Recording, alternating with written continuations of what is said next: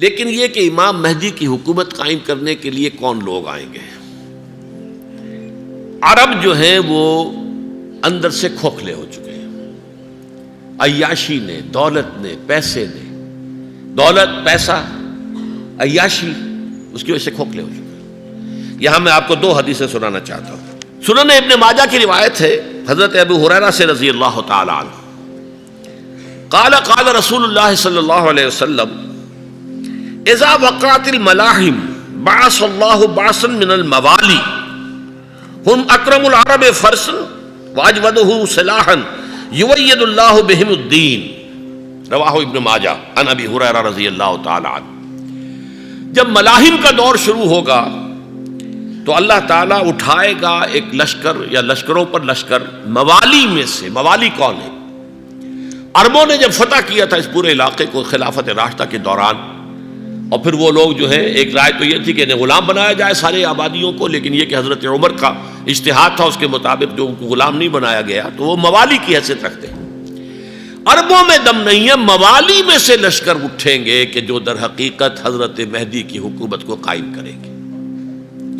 دوسری حدیث سنیے، عن عبداللہ ابن الحارث رضی اللہ تعالی عنہ، اور یہ ابن ماجہ کی روایت ہے، قال قال رسول اللہ صلی اللہ علیہ وسلم یخرج الناس من المشرق فیوطئون للمہدی یعنی سلطانہ، لشکر نکلیں گے، لوگ آئیں گے مشرق سے اور وہ حضرت مہدی کی حکومت کو جمائیں گے اور قائم کریں گے۔ اب ذرا نوٹ کیجئے کہ جزیرہ نماء عرب کے مشرق میں کون سے ملک ہیں؟ تین: ایران، افغانستان، پاکستان۔ یہ تین سالڈ مسلم ممالک، مسلم آبادی اکثریت۔ ویسے تو یہ کہ آگے ہندوستان میں 20 کروڑ مسلمان ہیں، لیکن وہ 20 کروڑ جو ہے وہ تو 80 کروڑ کے اندر تحلیل ہو جاتے ہیں غیر مسلموں میں، لیکن یہاں جو معاملہ ہے یہ غالب اکثریت کا۔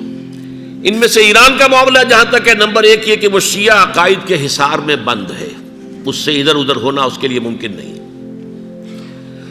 حدیث میں یہ بھی آتا کہ اصفہان سے 70,000 یہودی دجال کا ساتھ دیں گے۔ لیکن بہرحال خراسان ایک صوبہ ہے افغانستان کا اس وقت بھی شمال مشرقی کونے میں، مجھے امید ہے وہاں سے خیر کی، کیونکہ خراسان کا لفظ وہاں پہ شامل ہے، اور حضور کی حدیث میں بعد میں آپ کو سناؤں گا کہ خراسان سے فوجیں چلیں گی جو یروشلم کو دوبارہ حاصل کریں گی، فتح کریں گی۔ جیسے پہلے یروشلم کھویا عربوں نے تھا، دوبارہ حاصل کیا تھا کرد نے، کرد خون صلاح الدین ایوبی رحمۃ اللہ علیہ، ایسے اب پھر عربوں نے کھویا ہے، لیکن لینے والے خراسان سے لشکر آئیں گے۔ یخرج من خراسان رایات سود لا یردها شیء حتی تنصب بإیلیا، خراسان کے علاقے سے کالے علم لے کر لشکر چلیں گے جن کے رخ کو کوئی موڑ نہیں سکے گا جب تک کہ وہ جا کر یروشلم میں نصب نہ ہو جائے۔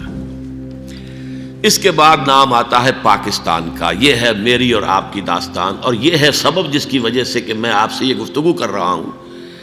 اصل میں تو کس لیے؟ محض ایک علمی استفادہ، محض اپنی بات آراء کو ظاہر کرنے کا شوق نہیں، بلکہ یہ کہ اپنی ذمہ داری ہم پہچانے کہ ہم کس مقام پر کھڑے ہیں۔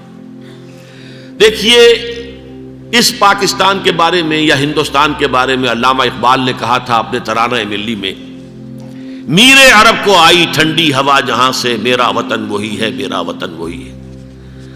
اور مجھے بتایا گیا کہ سنن ابی داؤد میں یہ روایت موجود ہے کہ حضور نے فرمایا کہ ہندوستان کی طرف سے مجھے ٹھنڈی ہوا آتی ہے، اگرچہ مجھے وہ حدیث ابھی نہیں ملی ہے، لیکن حزب التحریر کا ایک کارڈ مجھے ملا تھا، تو اس میں اس حدیث کا اور اس میں ابو داؤد کا روایت کا حوالہ موجود تھا۔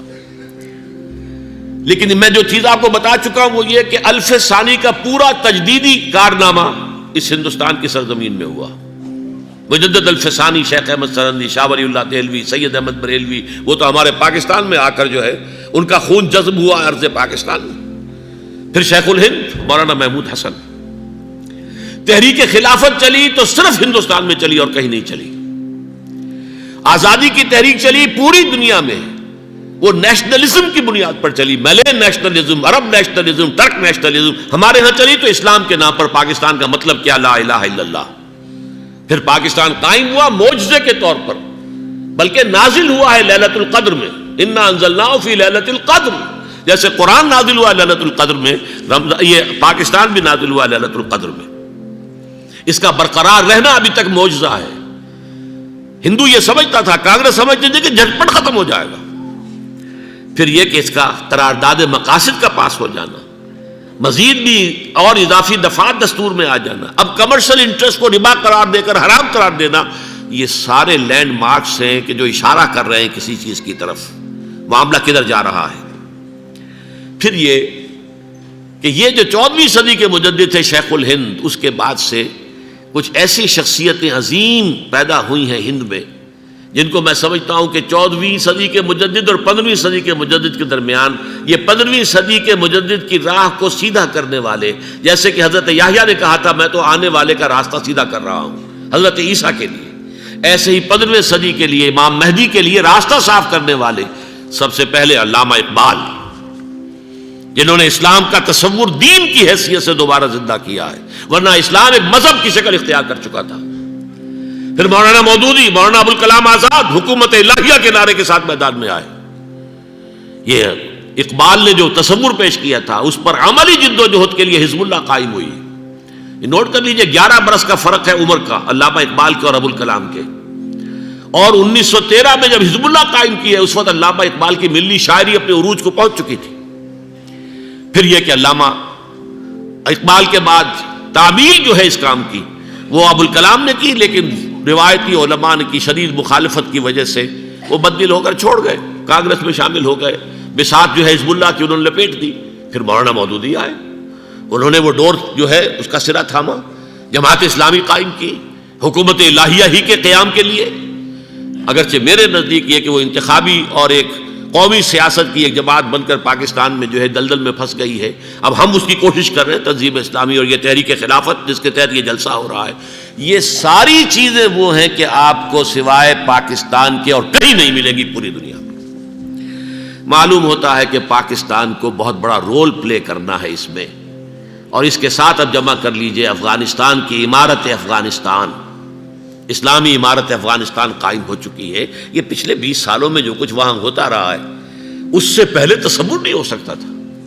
علامہ اقبال کے فرزند بھی دیکھ کر آئے ہیں، تو اگرچہ وہ خود میں سمجھتا ہوں کہ خاصے انہیں آپ لبرل کہیں، آزاد خیال کہیں، لیکن اس درجے متاثر ہو کر آئے تھے کہ انہوں نے یہ کہا افغانستان میں جو میں نے حالات دیکھے ہیں کہ اگر 2-4 اور مسلمان ملکوں کے اندر یہ نظام قائم ہو جائے تو پوری دنیا مسلمان ہو جائے گی۔ یہ سب کچھ کیسے ہو رہا ہے؟ یہ آنے والے دور کی جھلکیاں ہیں۔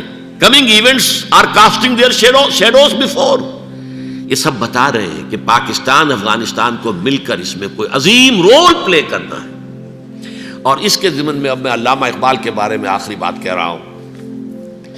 علامہ اقبال کے بارے میں عام یہ خیال ہے، انہوں نے اپنے خطبات میں مہدی کا اور نزول مسیح کا، حالانکہ میں کل پڑھ رہا تھا مولانا سید احمد اکبر آبادی رحمۃ اللہ علیہ کا ایک مقالہ ان کا کہ علامہ اقبال نے ابن خلدون کے بارے میں یہ کہا ہے کہ مہدی کا اور نزول عیسیٰ کا دونوں کا انہوں نے انکار کیا ہے، حالانکہ ابن خلدون نے نزول عیسیٰ کا انکار نہیں کیا، صرف مہدی کا انکار کیا ہے۔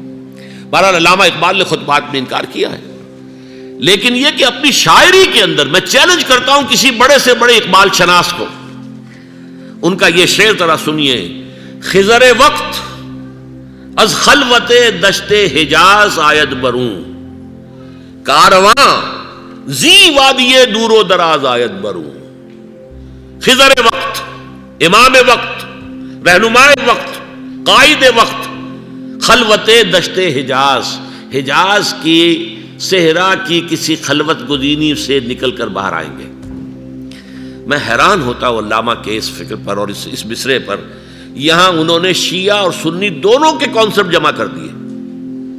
شیعہ کا کانسیپٹ یہ چھپے ہوئے کسی غار میں وہاں سے برآمد ہوں گے، اور ہمارا کانسیپٹ میں ام سلمہ رضی اللہ تعالیٰ عنہ کی حدیث سنا چکا، چھپے ہوئے ہوں گے وہ وہاں پر، مدینے سے نکل کر آ کر مکے میں چھپ جائیں گے۔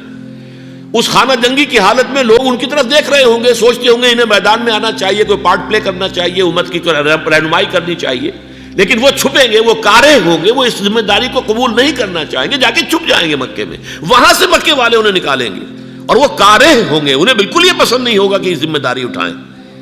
تو خضر وقت از خلوت دشت حجاز آید بروں، کارواں زی وادی دور و دراز آید بروں۔ کارواں جو چلے گا ان کی مدد کے لیے اس وادی دور و دراز، اس زی عظیم وادی دور و دراز، یہ وادی سندھ ہے۔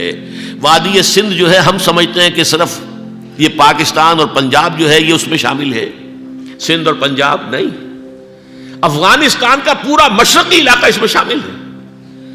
جیسے دریائے جہلم سندھ میں جا رہا ہے، جیسے دریائے گلگت سندھ میں آ کر ملتا ہے، جیسے دریائے چناب اور راوی اور جہلم اور یہ سب جا رہے ہیں اور آ رہے ہیں، اسی طرح دریائے کابل کہاں سے آ رہا ہے، دریائے گومل کہاں سے آ رہا ہے، ٹوچی کہاں سے آ رہا ہے، یہ سارا جو ہے ڈرین جو ہو رہا ہے، ایسٹرن جو ہے پارٹ آف افغانستان، یہ سب وادی ہے۔ اس وادی کے یہ دو حصے ہیں، ایک حصہ جو ہے یہ ادھر پاکستان میں ہے اور اسی وادی کا دوسرا حصہ جو ہے وہ افغانستان میں ہے۔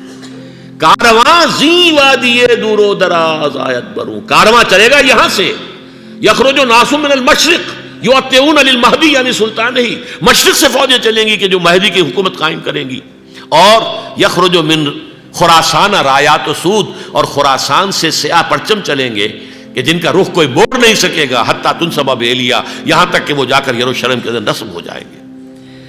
حضرات، میں ایک میری گفتگو کا حصہ باقی تھا لیکن میں اسے چھوڑ رہا ہوں، اس لیے کہ گلوبلائزیشن جو اس کی ہوگی، جو خلافت علی منہاج النبوہ کی تجرید کامل حضرت مہدی کے ہاتھوں عرب میں ہوگی، اس سے پہلے اس کے لیے محنت، کوشش، جد و جہد پاکستان اور افغانستان میں ہو چکی ہوگی جو اسے سپورٹ کرے گی اور وہاں جا کر حکومت قائم کرے گی۔